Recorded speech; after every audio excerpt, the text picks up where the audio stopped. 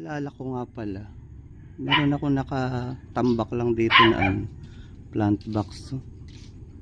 Taniman ko nga ng halaman. Ito yun, yung mahaba pa, masukal. Tingnan ko.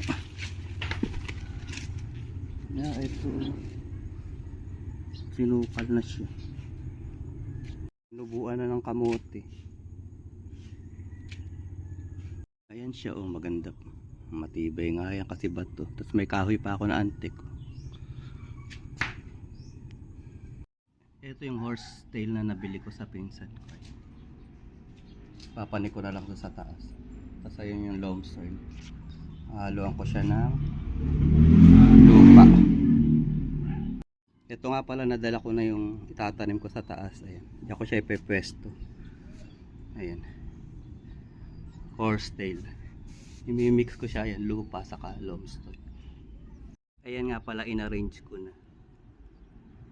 Ganyan yung magiging pwesto niya na yan. Bago ko lagyan ng lupa.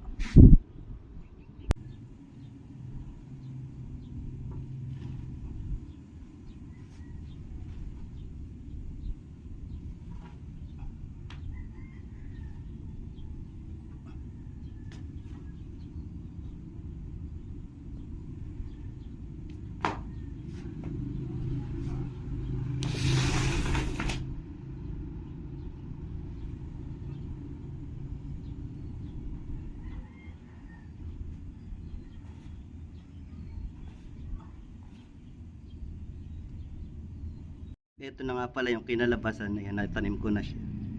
Di ba ang ganda? Japanese inspired garden.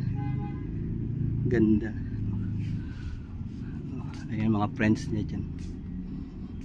Dito na ang kanyang tahanan.